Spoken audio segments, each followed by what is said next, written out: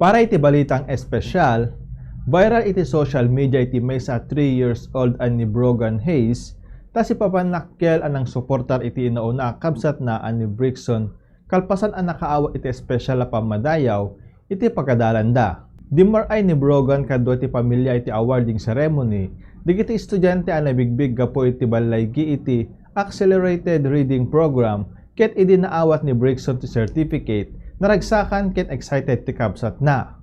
Imbes nga agboyal laeng ket innalan ni Brogan, ti cellphone iti kabagyan na ket isunati ng video iti kabsat na.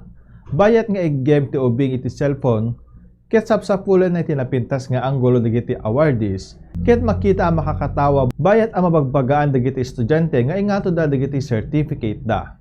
Detan ti balitang espesyal ti Bombo ni Senbios, siak ni Bombo Jonathan Cabildo, and this is Bombo Radio Philippines, the #1 and most trusted source of news and information. Basta radyo, Bombo!